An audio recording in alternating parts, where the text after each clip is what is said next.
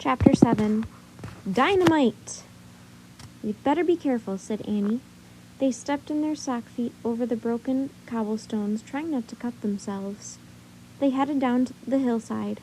On their way, they passed policemen carrying stretchers with injured people on them. They passed soldiers directing all those trying to escape the fires. One man was trying to push a piano down the street. Another man was wearing a bunch of hats, all piled on top of one another. A woman carried her 3 little dogs in a bag. "Everyone's trying to save what's important to them," said Annie. "Like the librarian," said Jack. "And us, we're trying to save the sign." He clutched the piece of wood. When they were halfway down the hill, a soldier on a horse galloped in front of them. "Get off the street! We're setting off dynamite!" he shouted. "Dynamite?" said Jack. "Yikes!" said Annie. People started running in all directions. Jack and Annie looked around wildly for a safe place to go. Jack saw an alley. "There," he said. They ran into the alley and crouched on the ground. Jack reached into his bag for their research book.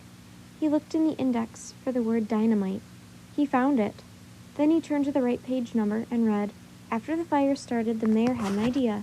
He thought that if some buildings were destroyed, the sparks would not fly from one wooden roof to the next. He ordered some buildings to be blown up by dynamite.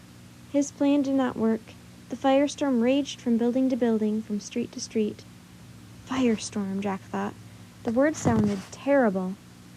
Just as he put the book away, a huge blast of dynamite shook the ground. Dust and dirt flew everywhere, even down the alley.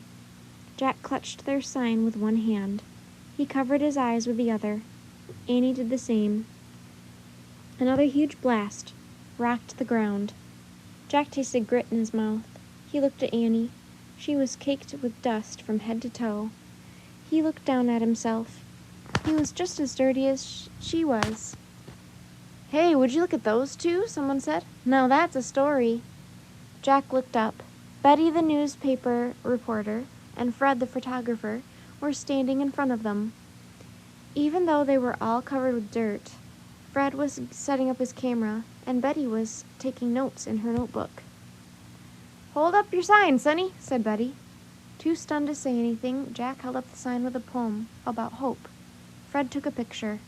Another dynamite blast shook the ground. "Come with us. We're headed for the park," said Betty. "We can't. We're on our way home to our parents," said Annie. "Well, get going and be careful," said Betty. "Let's beat it, Fred."